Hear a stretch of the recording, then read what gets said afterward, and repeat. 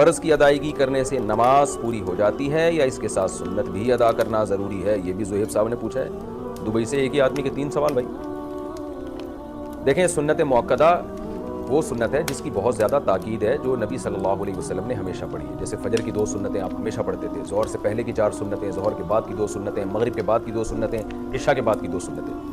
تو انہیں چھوڑنے کا معمول بنا لینا یہ ٹھیک نہیں ہے. اس میں علماء کہتے ہیں گناہ کا خطرہ بھی ہے اور ایسا شخص قابل ملامت بھی ہے.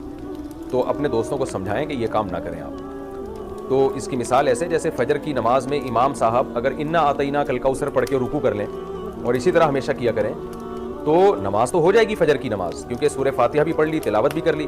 لیکن امام کو کیا کہا جائے گا کہ بھائی نبی صلی اللہ علیہ وسلم فجر میں لمبی قرات کرتے تھے، مغرب میں مختصر قرات کرتے تھے، آپ جتنی قرات مغرب میں کر رہے ہیں اتنی فجر میں کر رہے ہیں. تو امام دلیل میں یہ دے کہ کیا انا اعطیناک الکوثر پڑھنے سے نماز نہیں ہوتی؟ بھائی نماز تو ہو جاتی ہے مگر سنت طریقہ نہیں ہے یہ، تو اس لیے خلاف سنت ہے یہ.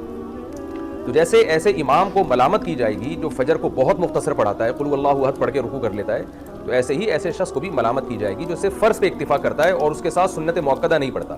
لیکن بہرحال فرض ادا ہو جاتے ہیں اگر کوئی سنت موقدہ نہ بھی پڑھے.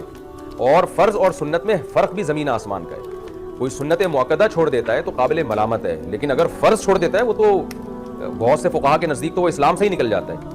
تو اس لیے some thing is better than nothing. آپ کے دوست ان لوگوں سے بہرحال کروڑا گنا بہتر ہیں جو فرض ہی نہیں پڑھتے سرے سے، کیونکہ فرض نماز جان بوجھ کر چھوڑ دینا اس سے بڑا اسلام میں کوئی گناہ نہیں ہے. تو جو لوگ سنتیں نہیں پڑھتے اور وہ یہ کہتے ہیں کہ اگر ہم سنتیں پڑھیں تو فرض پڑھنا بھی مشکل ہو جاتا ہے. بعض لوگ ایسے ہوتے ہیں نا کہ یار کون اتنی لمبی نماز پڑھے، تو ان کو ہم یہ کہتے ہیں something is better than nothing. کم از کم کبیرہ گناہ سے تو اپنے آپ کو بچا لو نا، فرض ہی پڑھ لو، تاکہ وہ جو اتنا بڑا اکبر الکبائر ہے اسلام میں نماز کا قضا کر دینا، اس جرم سے تو بچ جاؤ. تو ہم ان کو مشورہ تو یہی دیتے ہیں کہ اس چکر میں کہ بھائی سنت نہیں پڑھی جا رہی تو فرض نہ چھوڑو بھائی، کم از کم فرض ہی پڑھ لو.